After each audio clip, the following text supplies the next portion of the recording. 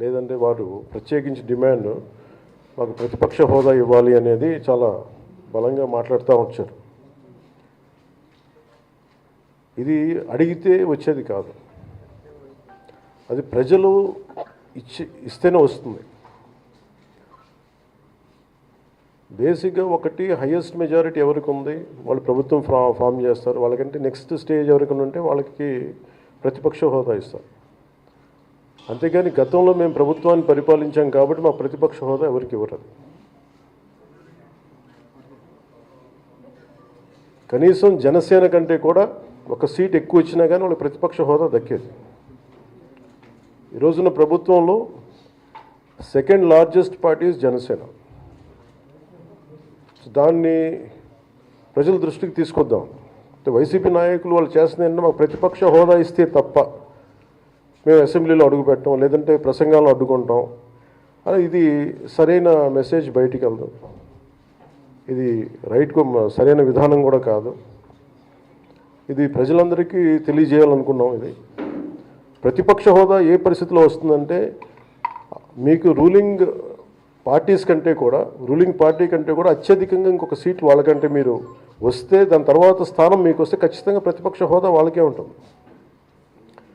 21 సీట్లు ఉన్న జనసేన, 11 సీట్లు ఉన్న వైసీపీకి ప్రతిపక్ష హోదా ఎలా వస్తుంది?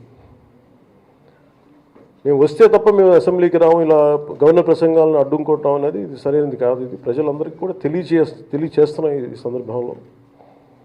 అందుకని ఇది భవిష్యత్తులో కూడా మేము కోరుకునేది వైసీపీ నాయకుల్ని, మీకు ప్రతిపక్ష హోదా ఇవ్వకపోయినా ప్రజలు మీకు 11 సీట్లు ఇచ్చారు, దాన్ని గౌరవించి మీరు అసెంబ్లీకి రండి. మీ స్థాయికి తగ్గట్టుగా మీకు మీకు ఎన్ని ప్రశ్నలు అడగాలో దాన్ని తగ్గట్టుగా ఇస్తారు మీకు. ఇవన్నీ దాటి మన స్పీకర్ గారు కూడా చాలా గౌరవంగా వాళ్ళకి 11 సీట్లు వచ్చినప్పటికీ కూడా చాలా గౌరవంతో ఇంతకాలం వాళ్ళకి ఇస్తూ వచ్చారు. ప్రశ్నోత్తరాల సమయంలో కూడా ఆయనకి ఇచ్చారు.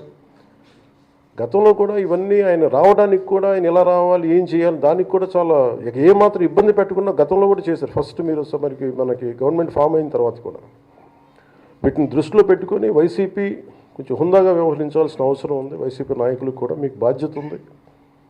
గవర్నర్ గారి ప్రసంగాన్ని మీరు ఆ విధంగా మీరు ప్రశాంతంగా విని దాన్ని జరుగుతున్న సమావేశాల్లో మీరు దాని మీద లోటుపాట్లు మీరు చెప్తే బాగుంటుంది తప్ప ఇలా కూర్చోబెట్టి అరుపులు కేకలు ఇది సమంజసంగా లేదు. అంటే అర్ధాంతరంగా ప్రతిదానికి అసెంబ్లీలోకి రాగానే గొడవ పెట్టుకోవాలి, దేన్నైనా విభేదించాలనేది ఇది చాలా లో లెవెల్ ఆలోచన విధానం, లో లెవెల్ స్ట్రాటజీ. అది ప్లీజ్ మీరు అప్గ్రేడ్ అవ్వండి, మీరు అప్లిఫ్ట్ చేసుకొని మీరు కూర్చోబెట్టి డెమోక్రటిక్ ప్రాసెస్కి గౌరవం ఇవ్వండి. మనస్ఫూర్తిగా వైసీపీ నాయకులకి ఇది నా విన్నపం, నా విజ్ఞాపన. This what I would like to say. And నిజంగా కావాలి అంటే మీరు